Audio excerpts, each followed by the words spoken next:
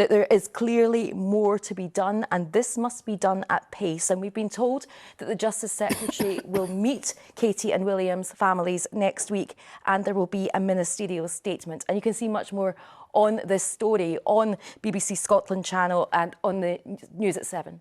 Thank you very much indeed, Katrina Renton. Excuse me. It's now more than 10 days. Gosh, my voice. It's now more than 10.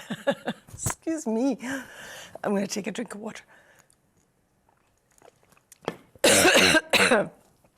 Ready? No. It's now more than 10 days since sisters Eliza and... I'm so sorry.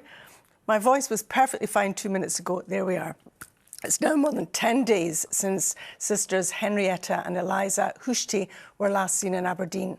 Police searches for the 32-year-olds, who are part of a set of triplets, have focused on the icy River Dee, where they were spotted in the early hours of Tuesday, the 7th of January.